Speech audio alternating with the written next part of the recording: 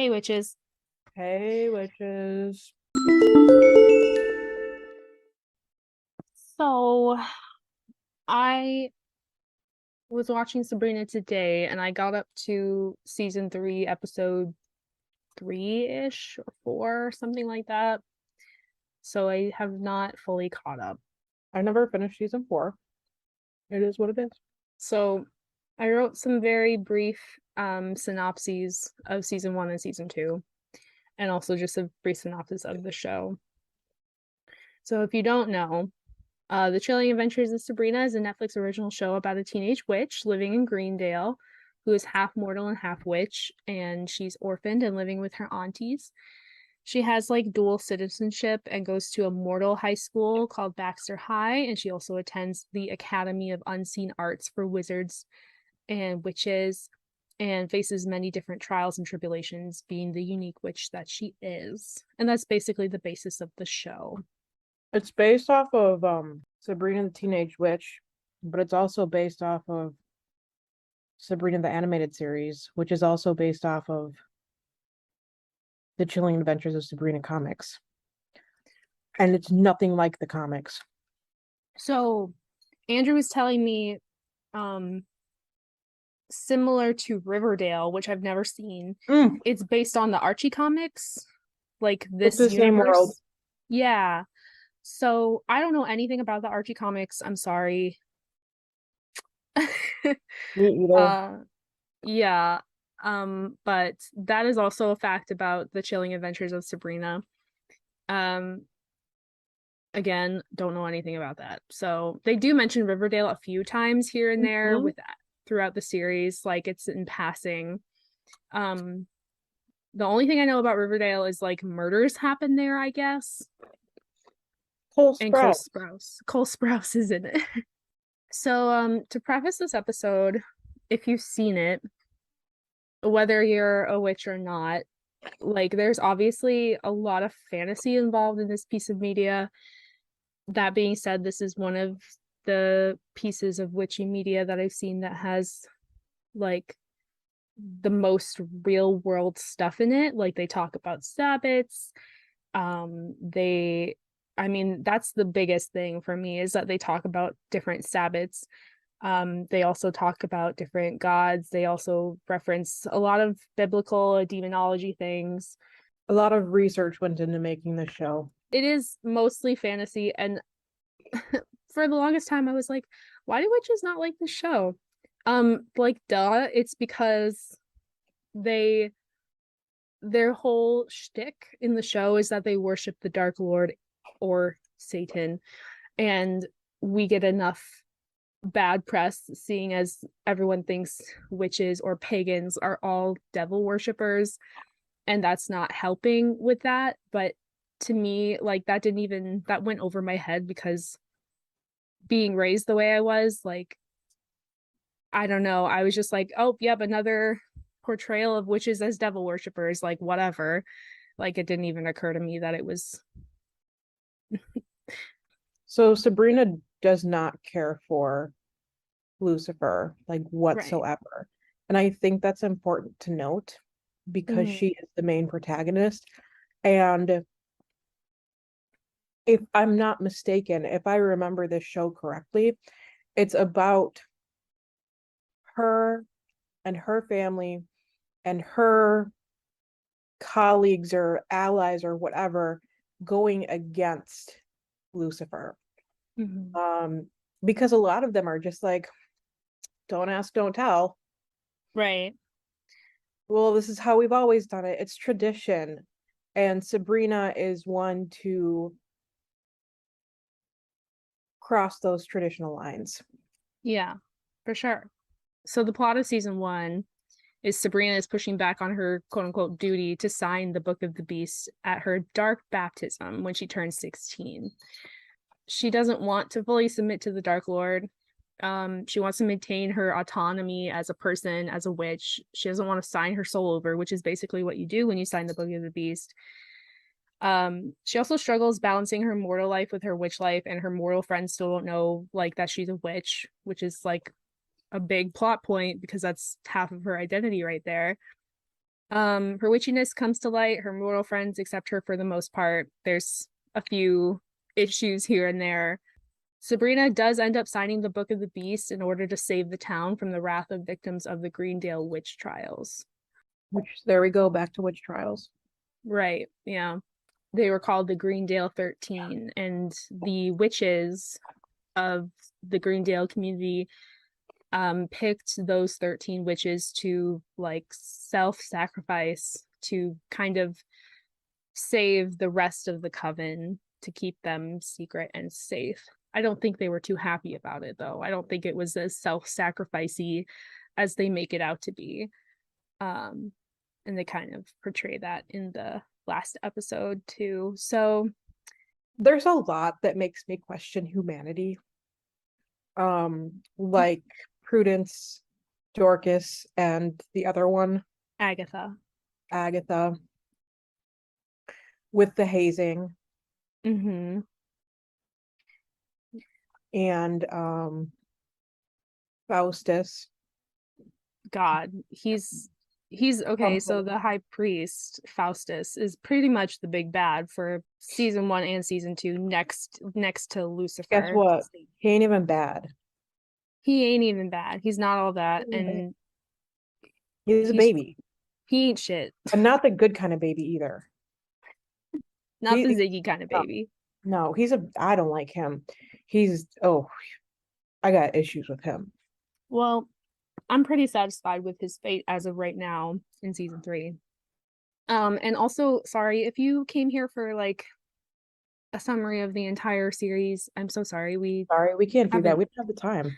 Yeah. I really watched so much of Sabrina and I still couldn't make it.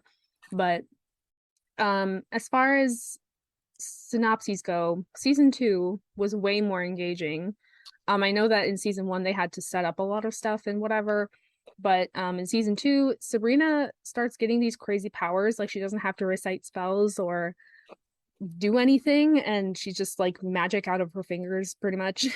And she finds out that the Dark Lord is her dad.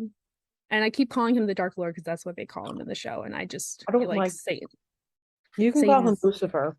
Take away the Dark Lord. I don't like him being the Dark Lord. okay, okay. Um, See, so yeah, she's Lucifer's daughter, and she's destined to be Queen of Hell. And obviously, like, she's not does for not this. make sense because he's king of hell, and she shouldn't be queen of hell while he also has the throne. It doesn't make sense because, like, That's a at bit one point, incestual. Auntie Zelda is like, what is he going to take a child bride? And this is before they know that she's his daughter. Um, which, like, yeah, a queen is usually almost always is married to the king. It's not your daughter, that's the princess. And I don't think maybe they don't have a princess of hell. They make the title, create it. Sabrina's like not for this. She is manipulated into heralding the apocalypse. She blows I forget what it's called. She blows a horn of the apocalypse, and nothing really comes of it because her and her friends, like her friends are in the loop, and they saw some sigils with her friend's Roz sight power, which is called the Cunning. I like her. She's probably one of my favorite characters. She's so good. Um, Roz saw the sigils that are needed to seal the gates of hell, which are in Greendale. So they went into the mines and put the sigils around the gates of hell, and no one came out when they blew the Mines. horn. Yeah, the The mines. mines. Yeah. Oh my God, the mines. Is it coming back to you? There's a whole lot wrong with the mines, and I don't like them one little bit. Theo's uncle, who was possessed by the Jesse. worm demon. Right, right. Yeah, did not like that episode. Creepy, creepy, creepy. Gave me the heebie-jeebies all freaking day long. Yeah, there's a couple scenes in the show that are actually like quite I don't want to say scary because they weren't scary to me, but they might be scary to someone else. There's some Unsettling, creepy, gross gross, gory. scenes in this. Yeah. It's dark. Yeah, it's dark. It's called it's chilling the Chilling Adventures of Sabrina. So Can we talk about season 1, episode 7? in season 1, episode 7, they have this um feast that happens every year, right? Every year. I think so. And it's celebrated because um once upon a time there was a really, really harsh winter, and the Greendale witches didn't think they were going to survive, but one of the witches gave up her body to let the other witches consume so that they would survive through the winter. So it was cannibalism. And every year, a witch is kind of drawn, like, in the Hunger Games where they like pick names out of a bowl. It's kind of like that. Mm-hmm. um one of a witch is picked from the coven to give up her body to be eaten.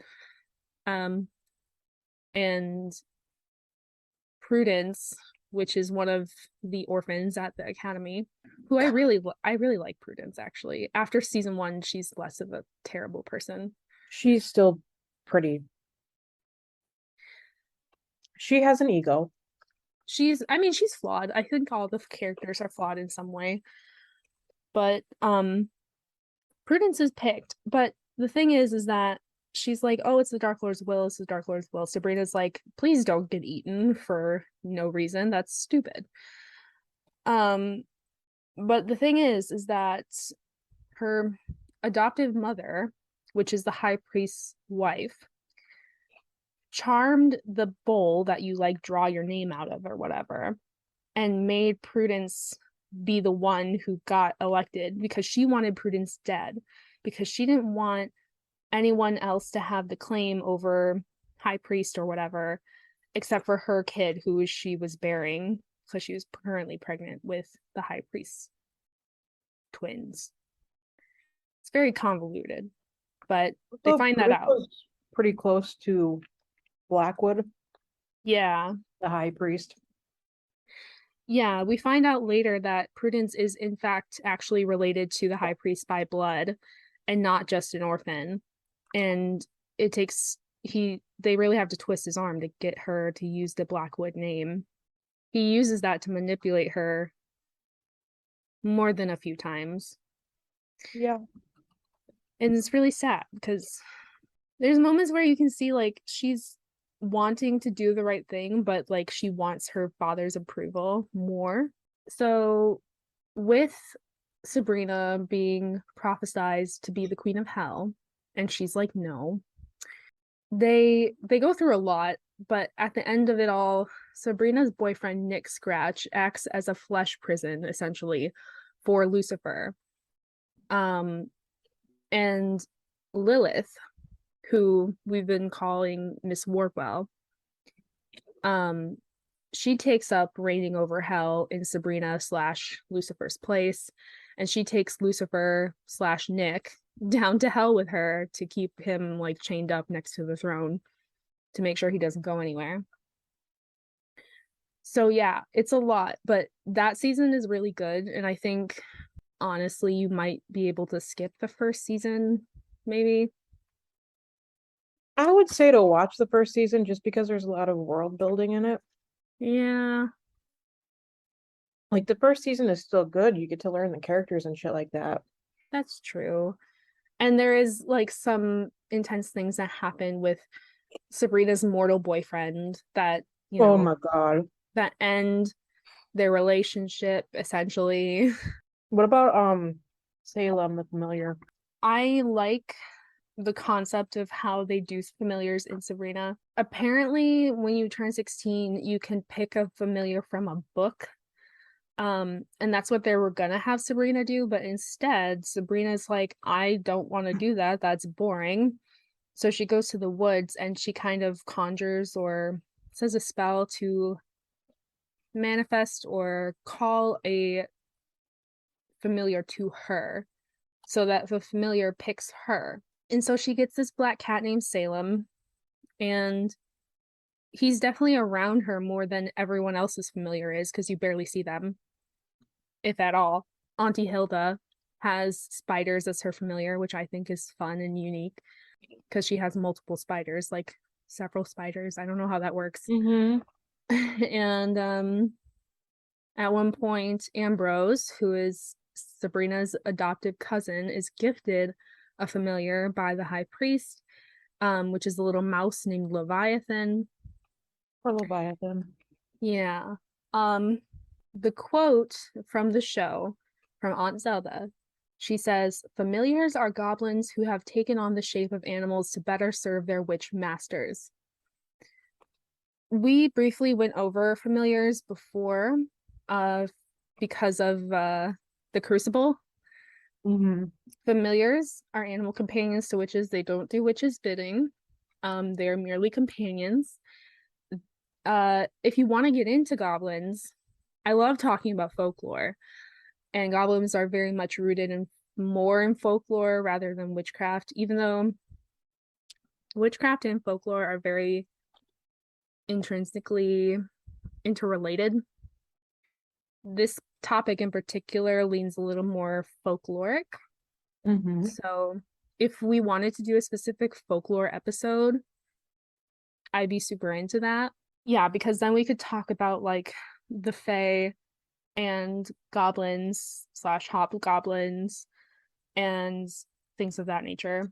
That's kind of, I did write something down about the familiars because I just thought it was strange that they chose familiars to be goblins. Like I wondered why they chose goblins over, I don't know, something else like a spirit. Something else I wanted to talk about is in Chilling Adventures, female or female presenting people who are born magical are called witches, and the male counterparts are called warlocks. Witch is a gender neutral word. No matter what gender you identify as, you are a witch.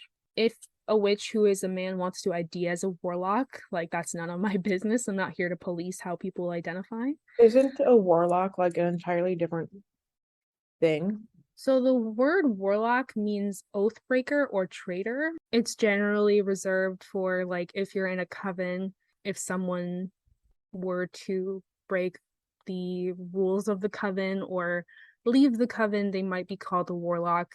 But that is very much an old practice. Also, like people who leave the church and seem like sinful might be called a warlock. But like I said, like if you are a man who is a witch and prefer to be called a warlock, like go off. That's cool for you. But witch is a gender neutral term, and I think a lot more people know that these days than before, but still not everyone knows that. So I did not. I didn't write anything about the word wizard because they don't really use it in Chilling Adventures, and I don't really hear it in the real world. So I don't really know. If you know anything about that word, let me know. People use it. I don't. Wizard also seems like something completely different. Yeah, it may be. I know that the verse in the Bible that talks about how witchcraft is bad, they use the word wizard. So there's that. But other than that, I don't know. I wrote down a few things about astral projection. This is such a vast topic that like I only wrote down a little bit because I just wanted to cover like the very base things about it because it is in so many different religions and practices, and it's different in each of those religions and practices. So we could talk for a much longer time about it. But I kind of wanted to talk about like the very basis of what it was, and also like I found a really cool article on Live Science. Yeah, Live Science or Live Science, talking about how like astral projection isn't proven, what they could use it for if it was, studies that they have done with people who have astral projected, things like that.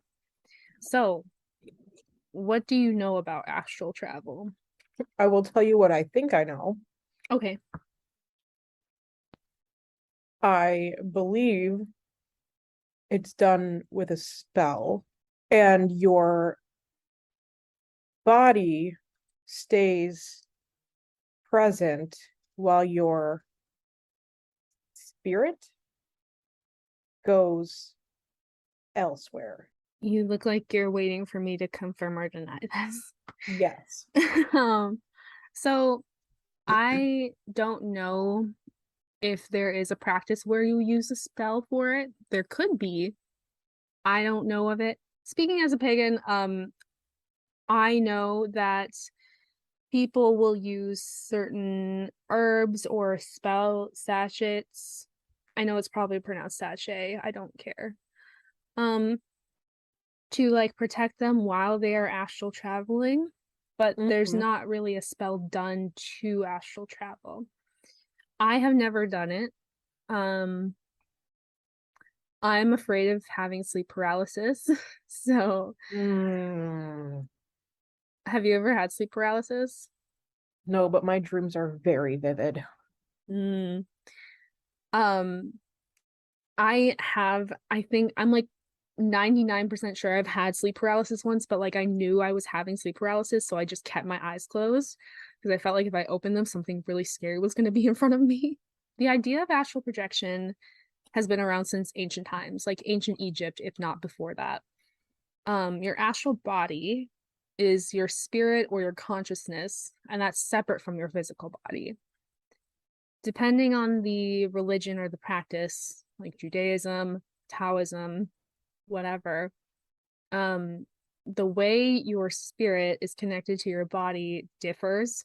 Like I think in Judaism, there's a silver cord, but I also saw when I was reading about it that the silver cord represents the spine, or maybe the silver cord comes from the spine. Question. Yeah. Do we consider the soul and the spirit to be the same thing? I think that depends, like that's different person to person. Okay. For me, I think it's probably the same thing.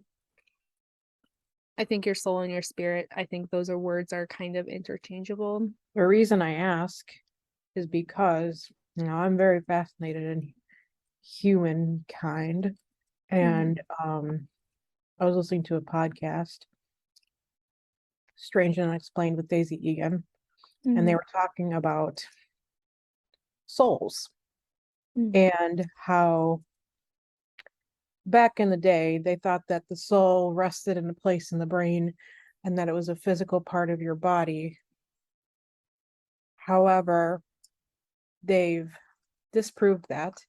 But I thought it was interesting that almost every, if not all, cultures believe in a soul. Mhm. And I think it's interesting because um you don't just like make that up and then like everybody believes in it. Right. Like it's not like, like the chupacabra or Bigfoot. Like it's not like I here on like the Movie that that's Witch where your mind went. podcast where we compare souls to the chupacabra and Bigfoot. It's not a cultural phenomenon, okay? It's something that multiple cultures acknowledge. And I thought that was really interesting. But I also found an article that stated that science has proven that souls exist. I've seen an article that said, or not an article, it was a study that talked about how much the soul weighed, and it was like weighing bodies before and after they died. And they were trying to estimate how much the soul weighed, but it was kind of inconclusive. But how is it proven that souls exist? I don't know. I didn't read it.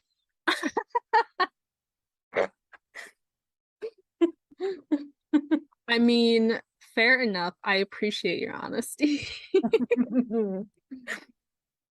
I was like, these are too many big words for me. It's on Some Psychology Today. sometimes those articles I think need to be written by real people. Do you know what I mean? Yeah. Like, cool, you're in academia, but like I would like to be able to understand what you're saying. I feel like that's a big problem with smarter people. Okay, so this is what I'm reading. Okay. Traditionally, science has dismissed the soul as an object of human belief reduced it to a psychological concept that shapes our cognition of the observable natural world. Terms life and death are thus nothing more than common concepts of biological life and biological death. You and all the poets and philosophers that ever lived are just dust orbiting the core of the Milky Way galaxy. Bullshit. I love that for me. It reminds me of this thing that my dad's professor said, and he said basically, you're just a spit in the ocean. Okay, I don't like that. That's a little more negative. That's too mean. That's what you're just dust in the galaxy. See, that I'm fine with because, like, yeah, I am dust, and to dust I will return. I love that for me. But spit, I don't want to be spit. That doesn't make me feel good or assured. This is too much for me to read. We can get into it on another episode. We can get a little philosophical about the soul because That's this too much for me. your spirit is like a big part of it's like in the name spirituality. So it's worth talking about if we want to at a different time, but as of right now, we can leave it for now if you Listen, want. if somebody wants to know about it, it's an article from Psychology Today by Robert Lanza, MD, who works specifically in biocentrism. And the article is, Does the Soul Exist? Evidence says yes. New scientific theory recognizes life's spiritual dimension. From December 21st of 2011. We can post it in the show notes if you'd like.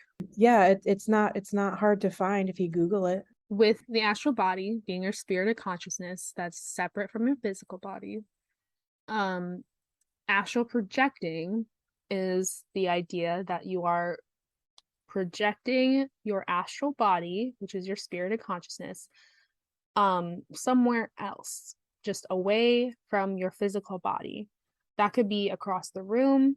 Some people claim that they can fly to different places in the world while astral projecting. You can do this while asleep, or you can do this while awake in deep, deep meditation. Like I said, just want to disclaim here, I am not speaking from experience. I have never astral projected, so can't tell you what it's like. The article I found from Live Science is about the hype around astral projection and the power of suggestion that is used there, because astral projection, like many other parts of metaphysical, new age, spiritualism, has been commercialized. And so there's like guided meditation. The power of suggestion is very powerful. They don't really use the phrase power of suggestion in the article, but that's definitely what they mean. And like I said, they talk about how useful astral projection would be in everyday life if it was scientifically proven. And in an episode, if I'm remembering correctly, of Sabrina, someone kind of astral projects, but they don't really. It's Roz, and she's using her cunning sight to look into a mine that had collapsed to see if there was any remaining survivors. I'm pretty sure that's who it was. It might have been one of the aunties actually astral projecting, but this is a good example of how a practical use of astral projection. So my memory, I don't remember that, but Ambrose uses astral projection to go on a date. I remember that because he was under house arrest. He's under house arrest for like 3 million years. Yeah. Well, he tried to blow up the Vatican. I mean, it's fiction. I mean, that's pretty serious, I think. He had a good reason though, didn't he? I don't remember. I don't remember.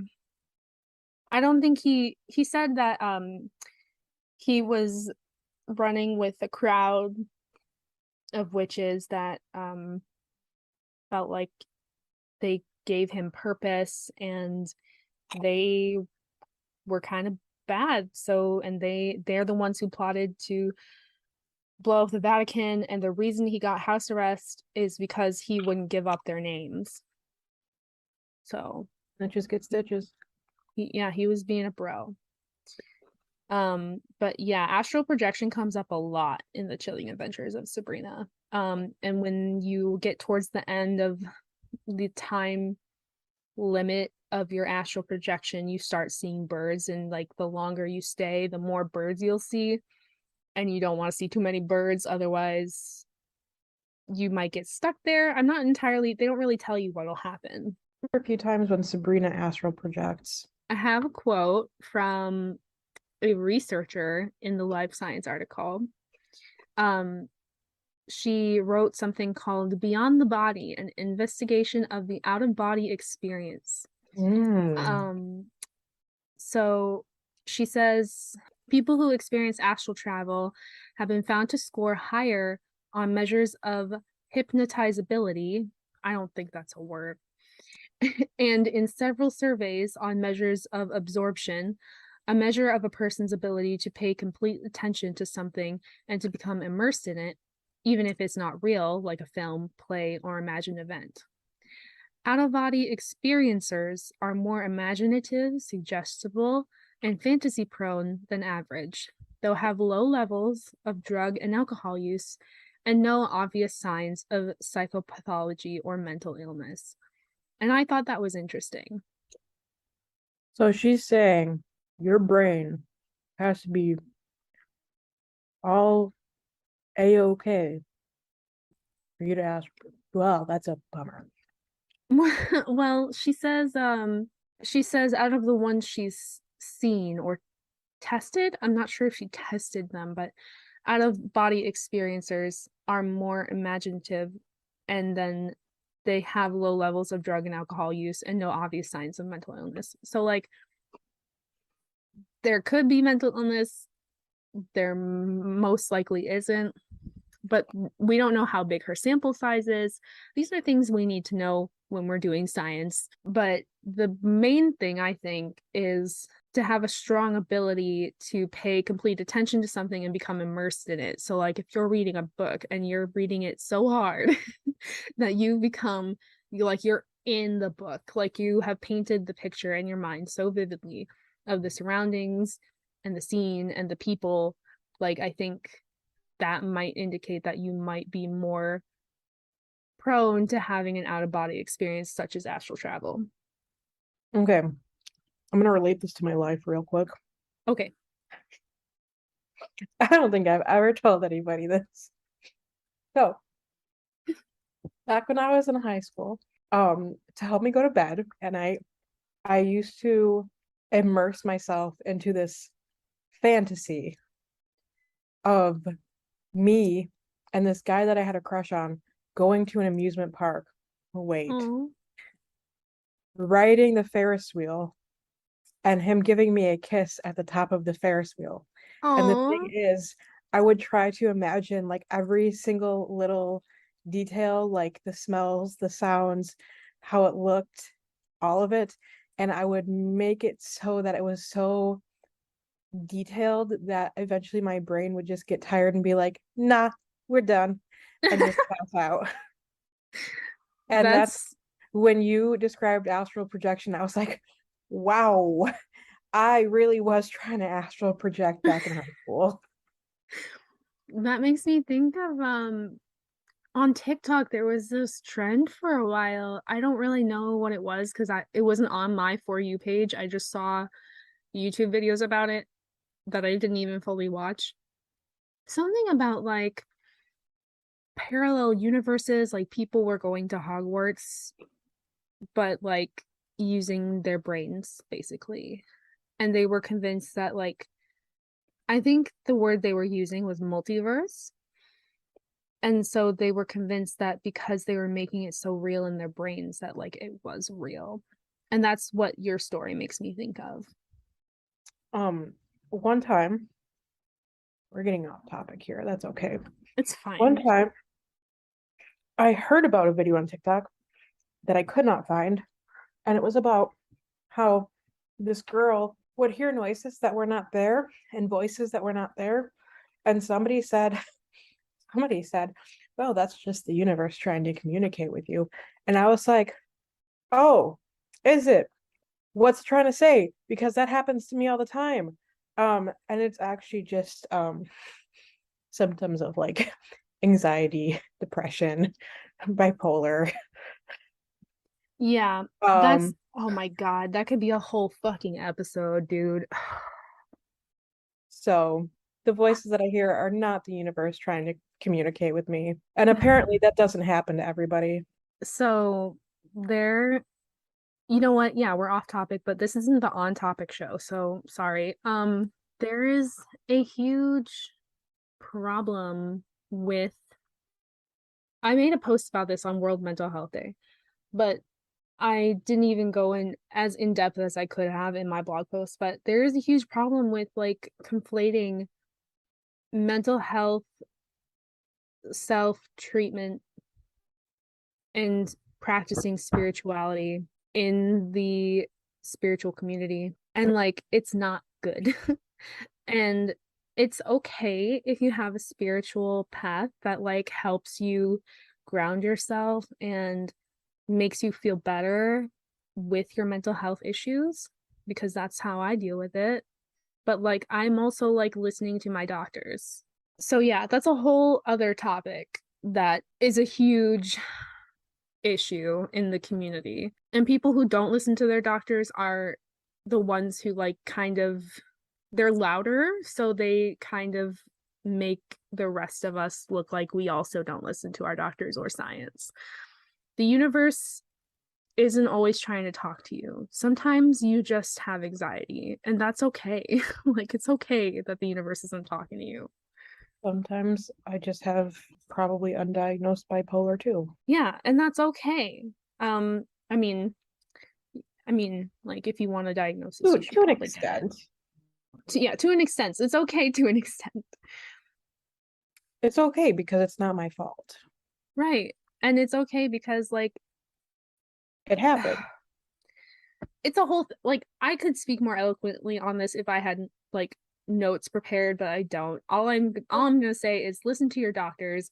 Sometimes it's not a sign. Sometimes you just need help, and that's okay. So yeah, astral travel, that's a thing. That's a very small overview of it.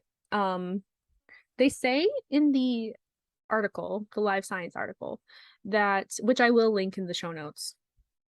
They say that proving astral projection would be relatively easy because they could just put something in another room and then have someone who claims to astral project go in a different room, astral project, and then tell them all about the item, like the color, the shape, the size, everything about it.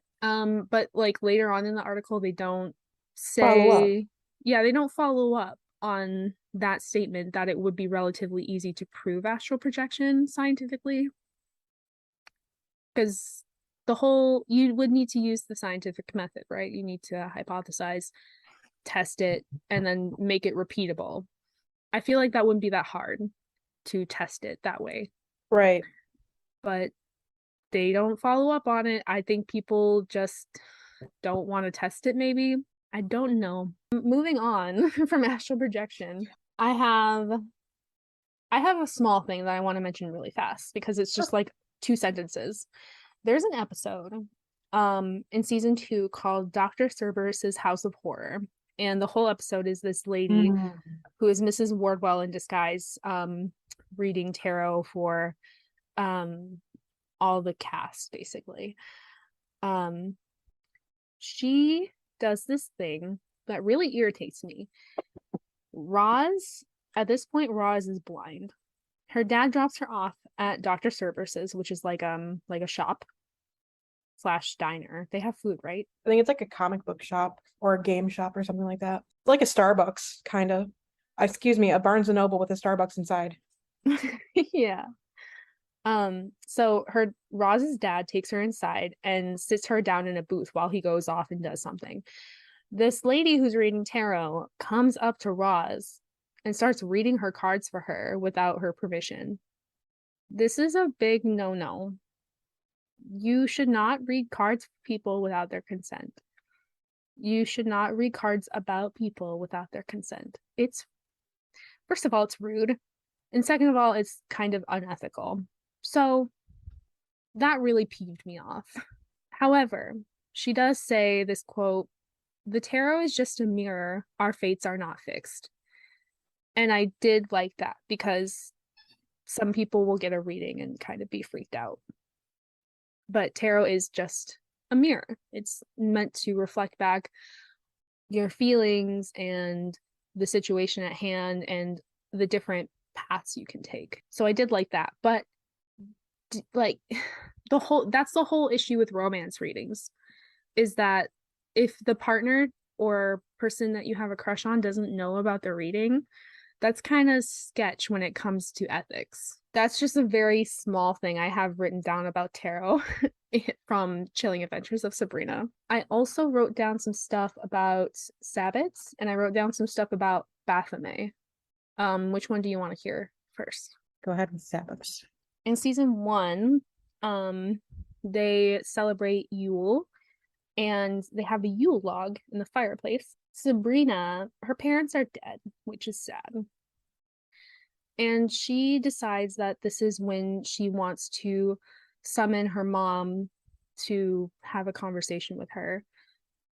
Because she says that this is when the veil is the thinnest, the veil between our world and the spirit world. This is not the case. Yule is not when the veil is the thinnest. That would be Samhain, which is approaching. Samhain is basically Halloween. So Yule is Christmas. It relates with Christmas. Yeah, well, it's not Christmas. Yule is when I compare the Sabbats, I compare them to the commercial holidays just to make it Gotcha, thank you. more, yeah, it's not Christmas. It's because it's Yuletide, right? So in pagan circles, we observe what's called the Wheel of the Year. It's basically our holidays, or our Sabbats. We call them Sabbats. The specific ones I'm about to list are rooted in Wicca, which all in all takes bits and pieces from other practices and traditions. The Sabbats are in order from like January to December. We have Imbolc Ostara, which they do mention in the 3rd season. They call it the hare moon. Beltane, Litha, Lughnasadh, Mabon, Samhain, and Yule. So we have 2 solstices, 2 equinoxes, and 4 fire festivals, which are kind of like sandwiched in between all of these. Yule falls on the winter solstice, so it's the longest night and shortest day of the year, and I think this is why the Sabrina writers decided to say this is when the veil is the thinnest, because it's of the like extended darkness of that solstice, maybe. But the veil is thinnest on Samhain. As for Yule logs, in Sabrina, they use it for protection. They say they have to keep it lit all night to keep the spirits of what are called the Yule boys at bay, so they don't come in their house and just jack up their shit. The Yule boys belong to Gryla. Yes, Gryla. Gryla, I don't really remember her shtick, but she takes kids. She takes the kids that aren't wanted, right? Gryla is described as a hideous being who is the mother of the gigantic Yule lads, a menace to children. Early on, the number and depiction of Yule lads varied greatly depending on location, with each individual lad ranging from a mere prankster to a homicidal monster who eats children. Shoo! They did not put that in the show. They were all just little tricksters, little pains in the asses. Actually, no, they did kind of intimidate Aunt Hilda with some knives, but I don't think they were actually going to kill her. Gryla is also referred to as a Christmas witch and has a colorful, gory history. Krampus's sour seasonal antics may have gotten their own movie, but some think Gryla would do equally as well as a horror villain. The name Gryla translates as growler, making her even scarier. Smithsonian quotes a historic passage about the tinsel-hating troll. Down comes Gryla from the outer fields with 40 tails, a bag on her back, a sword in her hand, coming to carve out the stomachs of the children who cry for meat during Lent. Damn. That's not oof. Lent is not even Lent is that's a whole different part of the year, Gryla. She actually didn't become associated with Christmas till several centuries later when the idea of rampaging witch punishing naughty children fused with the Yuletide atmosphere. Gotcha. Gotcha. She's called an ogress by some, though presumably not to her face. Well, that's way more about Gryla than I previously knew. I knew a little bit about Gryla. Hold on, what else can I find? Mental floss. That's reliable. Meet Gryla, the Christmas troll who eats Iceland's naughtiest children. Okay, so she eats children. Okay. That is not really how they portray her in Sabrina. In Sabrina, she's more of a protector of children, it seems like. She might be the protector of the Yule lads. Oh, wow. Meet the 13 Yule lads, Iceland's own mischievous Santa Clauses. Woohoo! Their names are, you ready for this? Mm-hmm. Sheepcoat Clod, Gully Gawk, Stubby, Spoon Licker, Pot Licker, Bowl Licker, Door Slammer, Skier Gobbler, Sausage Swiper, Window Peeper, Doorway Sniffer, Meat Hook, Candle Stealer, and then there's Gryla and her husband. Tag yourself, I'm Spoon Licker. I am Doorway Sniffer. There's there's a bloodthirsty black cat called Christmas Cat that prowls around the country on Christmas Eve and eats anyone who's not wearing at least one new piece of clothing. Oh, in Iceland? In Iceland. Hmm. I've heard about Christmas Cat. I think they mentioned Christmas Cat in Morbid. Maybe. Maybe it wasn't Morbid. Maybe it was Strange and Unexplained. I don't know. The Yule log can be used for protection. But it doesn't have to be. Yule logs are a tradition that kind of leaked over into popular culture, like every once in a while. Like Yule logs are usually cakes, right? People will bake a Yule log cake. What did you read? A description of all the Yule lads. Sheepcoat Clod tries to suckle ewes in farmers' sheep sheds. Golly gawk, he steals foam from buckets of cow's milk. Stubby, he's short and steals food from frying pans. Spoon licker, you want to guess? I don't know. Maybe he licks spoons? Oh yeah. Uh, pot licker steals unwashed pots and licks them clean. That sounds helpful more than anything. Bowl licker steals bowls of food from under the bed. Door slammer stomps around and slams doors, keeping everyone awake. What an Skyr asshole. gobbler eats up all the Icelandic yogurt, which is also known as skyr. Sausage swiper loves stolen sausages. Window peeper likes to creep outside windows and sometimes steal the stuff he sees inside. Door sniffer has a huge nose and an insatiable appetite for stolen baked goods. Meat hook snatches up any meat left out, especially smoked lamb. And candle beggar steals candles, which used to be sought after items in Iceland. God, Andrew loves skier. We always have skier in our house. I love them. Okay, so Gryla. Right, Gryla. That makes me feel better about because I knew they did their research, but like I don't know. Sometimes I felt like they were making characters up, like Gryla. I thought maybe they were making her up. Oh, and Batty Bat. Batty Bat I thought was probably real, but I didn't look her up. Batty Bat's real. Okay. For those listening who haven't watched it, Batty Bat is a sleep demon. Batty Bat is a Wikipedia vengeful demon found in the Ilocano folklore, which is the third largest Filipino ethno-linguistic group. Batty Bat takes the form of an ancient, grotesquely obese, tree-dwelling female spirit. Batty Bat forbids humans from sleeping near its post. When a person does sleep near it, the Batty Bat transforms into its true form and attacks the person by suffocating the victim and invading their dream space, causing sleep paralysis and waking nightmares.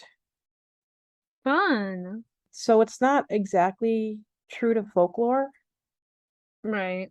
but they do have a number of demons or entities, beings, characters, etc. from different lore. Like Beelzebub and the other two I can't think of. Cain and Abel. I mean, I didn't see them yet, but they have Um, Cain's Garden. yeah, Cain's Garden mainly. I don't think Abel is, I don't know if Abel is mentioned. I don't remember. But they do have Cain's Garden. They have a garden that has dirt from Cain's Garden, which will bring things back to life, such as Salem or Auntie Hilda. Yeah, there's this really funny part in Batty Bat's episode where she's giving everyone nightmares. There's a funny part, it was funny to me, where um Lucifer comes to visit Aunt Zelda and Hilda, and he wants to see Hilda, and he's like, "Where's your sister?" And she's like, "Am I my sister's keeper?" Which is funny because that's what Cain says about Abel because he killed her, or he killed him, and Zelda killed Hilda, and it was funny to me.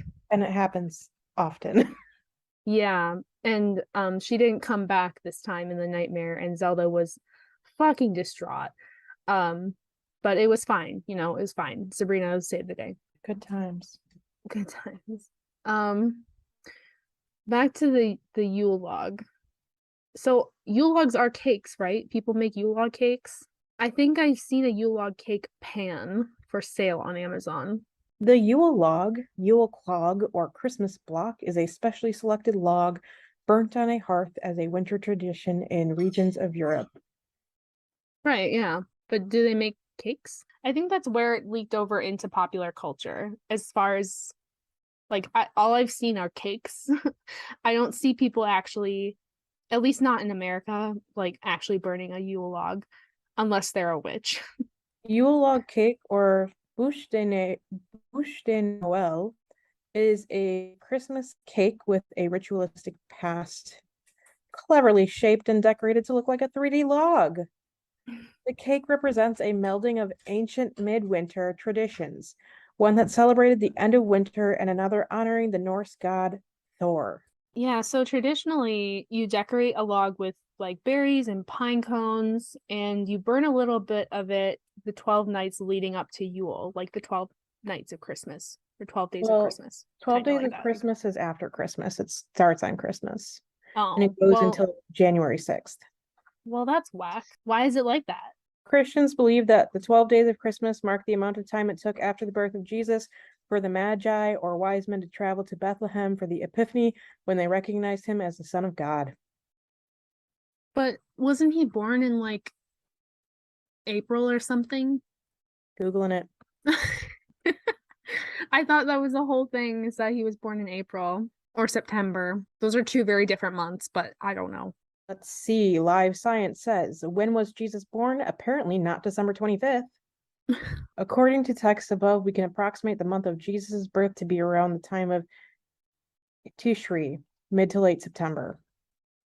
Ah, Hmm. but he's not a Capricorn. So again, 12 days of Christmas. Why after? Well, okay, well, hold on. The reason, this is a whole other thing too. If we wanted to do like a Sabbath episode, like a lot of pagan holidays were adapted to become Christian holidays. So, Not shocked. like that would explain the placement of Yule, because there's not really a Sabbath in September. So they couldn't really steal one and be like, this is Jesus's birthday. All right, here we go. My most recent Google search. Was Jesus pagan? Mm-mm. Mm-mm. The Jesus was, Mysteries. Was the original Jesus a pagan god? Jesus was just some guy, wasn't he? Kaya is shrugging. That should be the thumbnail for the summit for the episode. Jesus was a Jew. That's his whole thing. He was Jewish. Well, Mm. I mean, I don't know the guy. Born to Mary, wife of Joseph. Was Jesus a Jew? Of course, Jesus was a Jew. He was born of a Jewish mother in Galilee, a Jewish part of the world. all of his friends. Are you reading something that says Yes. they sound so offended. But I'm pretty sure it says all of his friends were Jewish. Hold on. when I want to find it. I want to find it. when you're Jewish, It's, it does get passed down like through your mom. it's a matriarchal society. Yeah. Oh, it says all of his friends, associates, colleagues, disciples, all of them were Jews. I mean, yeah, that's kind of what I figured. I should narrate audiobooks. Well, Jesus wasn't born in December. He's not a Capricorn. That makes him like a Gemini or something. No, it doesn't. A Virgo, I'm sorry. I was like, I think I would know if Jesus was a Gemini. Being a Gemini, I think I would know that. Actually, wait. That would make him no, that would make him Libra, which makes sense because he was a very pretty man. So Yule logs. Right. So the whole 12 nights of leading up to Yule, I guess that's not like the 12 days of Christmas because apparently that's after, which doesn't make any sense, but I digress. So traditionally you burn a little bit of the Yule log, the 12 nights leading up to Yule, the winter solstice. Bonfires and candles are a big thing during Yule because darkness. You can burn herbs that promote like protection, abundance, and prosperity on the Yule log. And in Sabrina, they use it for protection. So Google says it is traditional to light a special Yule log on Christmas Eve. Oh, this one says that you burn it after Christmas, not leading up to. Or on Christmas Eve, leading up to the 12th night of Christmas. I didn't look this up. This is just like based on like previous knowledge. Okay, so you do burn it through the 12 days of Christmas? What I'm saying is that you burn a little bit the 12 nights leading up to Yule. So you would burn it from December 14th to December 25th. That would be the plan. Listen, I'm seeing things that say that you start it on Christmas Day or Christmas Eve. I mean, I'm sure it's different for everyone. Just like everyone has a different Christmas tradition, it's the same for pagans. I guess. Like for me personally, I don't burn a Yule log because I don't have anywhere to burn one. Ooh, a traditional step-by-step guide to creating a Yule log. Beautiful. Yule logs are very pretty. You need one large log, a drill, holly, ivy, or other winter greenery, mushrooms, wire or a glue gun for fastening elements to log, thin wax, dinner candles, Is this meant to be cloves, burned? seasonal oils, apples, and pomegranates. Go out and find a large, sturdy log. Apply greenery, drill small holes, and put candles in them. Incense, rub essential oils. That'll be great if you're an essential oil bitch. What? You don't burn the log, they're just burning the candles. Yeah, that's what I'm saying. This log, this sounds like something from Pinterest. And also, another thing is that a lot of people think you The website is called anothermag.com. a lot of people think you need certain things to like fulfill. Just bring in a stick from the woods. You don't like overall being a witch, people think you need like a bunch of crystals and an athame and a chalice and all this stuff. You don't need all that stuff. Doing magic and celebrating Sabbats, you can work with what you have. You don't need what all this person on anothermag.com told you need. But yeah, that's Yule. It's not when the veil is thinnest, but there is a Yule log. They didn't get it totally wrong. They also do like some kind of blessing next to the Yule log in the episode, and Yule is a time where you want to ask for blessings. They don't totally get it wrong, and I appreciate that. They do get a little bit off kilter, but it's not like it's more than we usually get. Do you know what I mean? I mean, We got off kilter a lot in this episode. Um, and as for Samhain, when the veil is the thinnest, I mean, we can get into that in a separate episode or whatever. I mean, it might be topical seeing as it's coming up in the next 2 weeks. I don't know. They also mentioned Lupercalia. I don't have a lot on this, but it is an ancient Roman festival that is used to purify the city and promote health and fertility.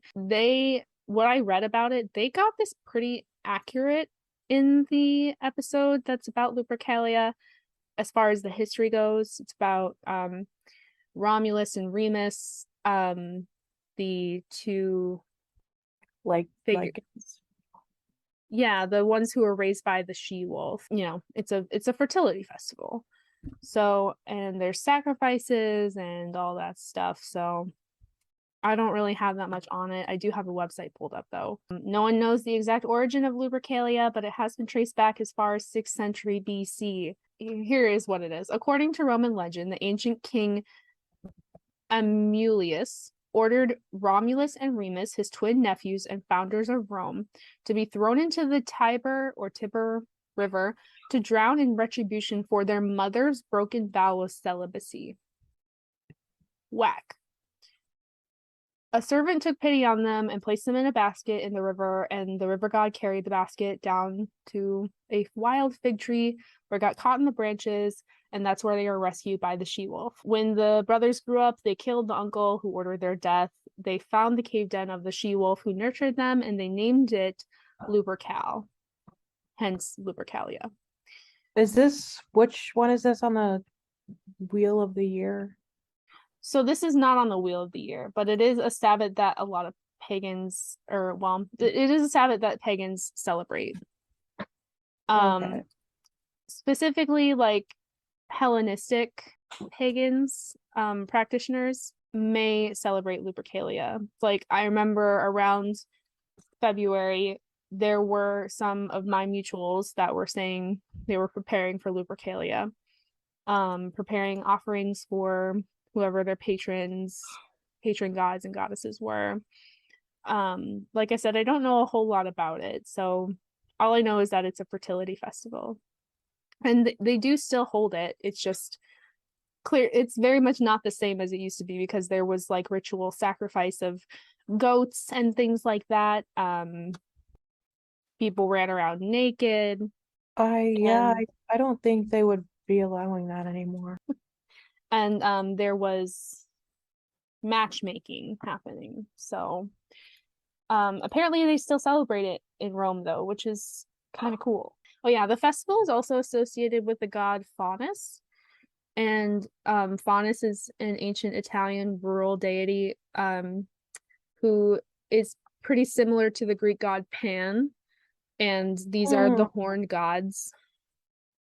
Two of the horned gods. There's a few horned gods. But when people see a horned god, they usually think, Satan. It's usually not Satan. I saw something about Pan on the Wikipedia page, but I can't find it anymore. Well, the thing is that Pan, the Green Man, Baphomet, all the horn gods, they're usually taken and what's the word I'm looking for? Twisted to be that satanic image that the church wants you to fear. And so that's kind of how we got that image of Satan. You reached the episode with the Green Man, correct? I didn't. I'm really curious about it though. I have a friend whose patron god is the Green Man. I think I remember her saying that she didn't like how they portrayed him in Sabrina, but I can't remember if that was her or not. They did pagans dirty. Oh, I believe it. I mean, it's like I said, like they're the very basis of the show before Sabrina's like, hey, no, I don't like this. Like the basis is that all witches are Satanists. Like that's not great for us. And that just went over my head because I was like, yeah, another portrayal of witches being Satanists. Like I'm not surprised. So it's funny you just said that because I just pulled up a page on everything Chilling Adventures of Sabrina season 3 got wrong about pagans and old gods, much like the depiction of Satan worshiping much like the depiction of Satan worshiping witches in the series, which aren't really a thing. These pagans are purely fictional and not meant to represent real life practitioners. I did get to the part in season 3 where they said that the old gods were reawakening and things like that. So I'm sure that episode is coming. And I probably will keep watching Sabrina until I'm done, just to see, like, because I'm a completionist. Yeah, I hope it's not upsetting. The Chilling Adventures of Sabrina is generally disliked, is my general perception among the community. And like, I get it.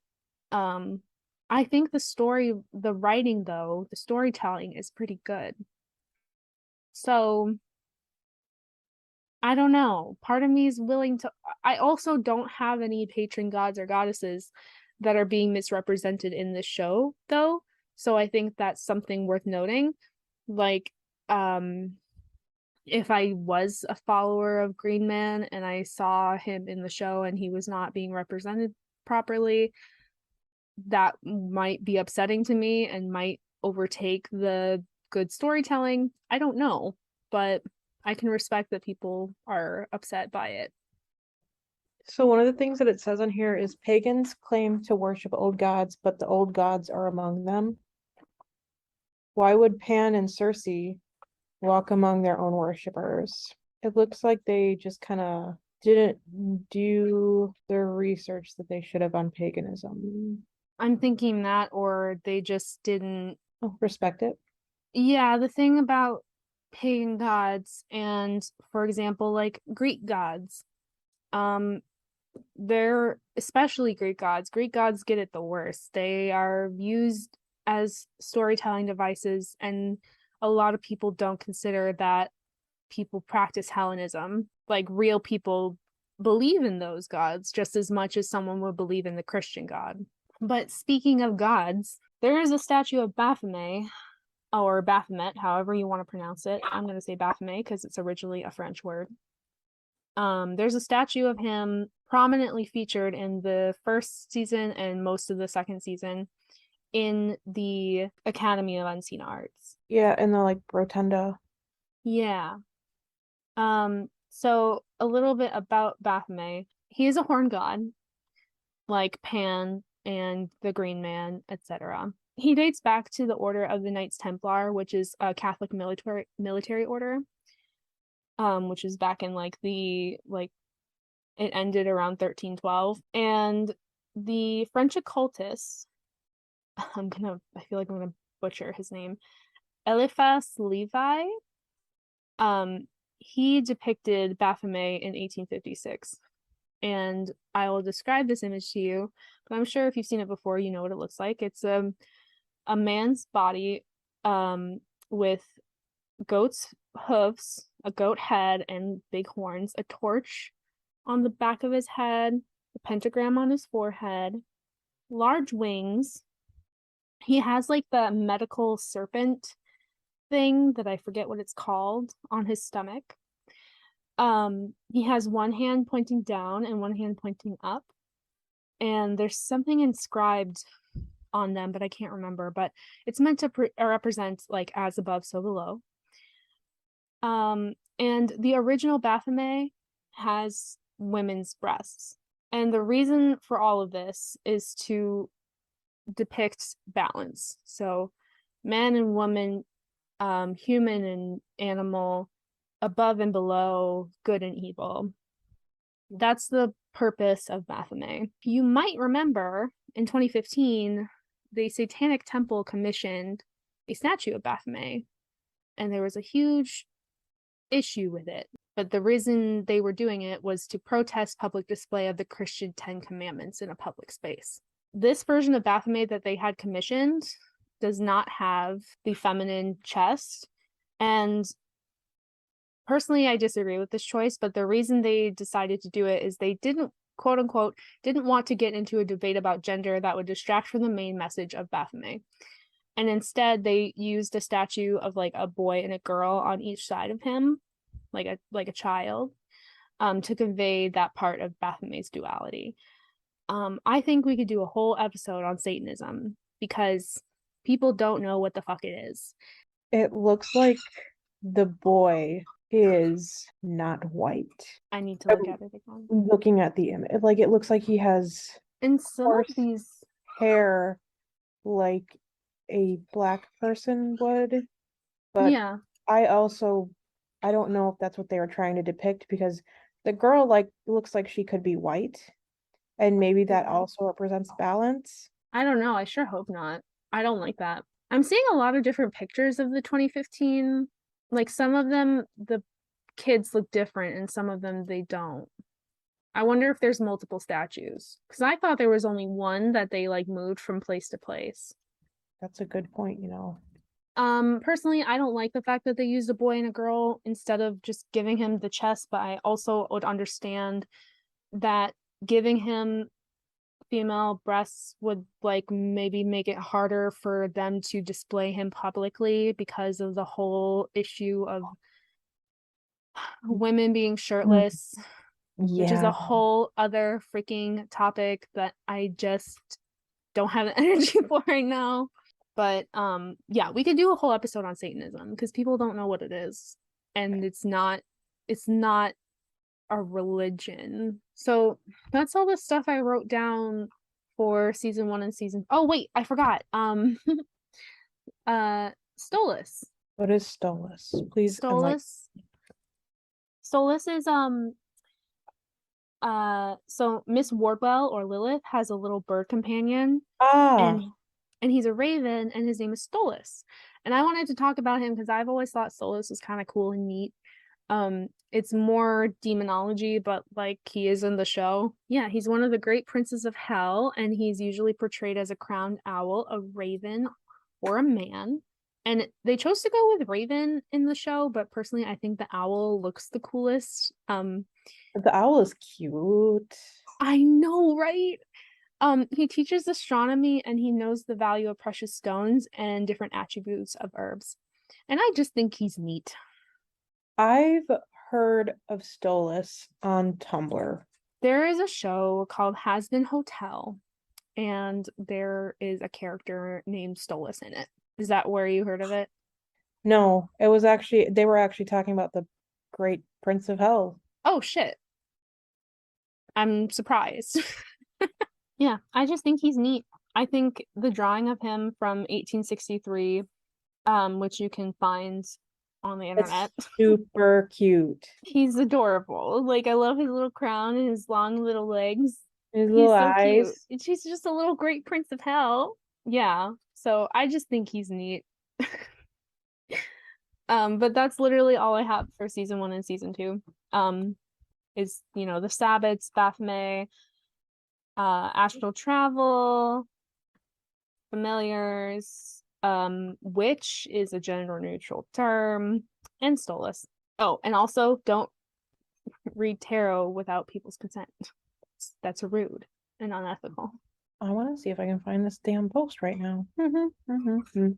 Ah, I found it. Yes, it says you people should learn about the Goetic demons. Goetic? I don't know. Demons, like, for example, this is Prince Stolas. He is a long-legged owl demon who teaches knowledge about astronomy and herbs to anyone who conjures him. What's not cool about an owl demon? I I can't tell you because you know what? There's nothing not cool about just a little guy trying to teach you about stars and plants. Do you have any questions about witchcraft that you can think of right now? Or like No. pagan stuff? Everything, all the questions I had, I asked while we were recording. Okay. So yeah, that was Sabrina. Sorry we didn't watch more of it, but I feel like we watched quite a lot, or at least I did for, like the amount of time I was given. Yeah, I mean, I wish I had maybe like gone back and looked at it, but honestly, I kind of just forgot. But there's a lot that came back to me as I was just like talking about it. And the episodes aren't short, so it's not like a small feat or anything. Um, so yeah, let us know your thoughts on Sabrina. I'm very curious. Do you prefer the old one? Do you prefer the new one? The animated? The not animated? Yeah, the animated version. And next week, the plan is to talk about WandaVision, which I'm excited to rewatch that because I haven't watched it since the first time I watched it, and it was amazing. Nice. So you can support us on Patreon for as little as $2 a month. I would really love for this to be the week where I'm not the only patron. With the $2 a month, you get early access to episodes, and you also get the video version of the episode. If you can't support us on Patreon, please follow us on all the things at Movie Witch Podcast, at Movie Witch Pod. I think that's it. I had something to say. Oh shit, what was it about? Us. What about us? Patreon? What about Patreon? I don't remember. Oh, fuck.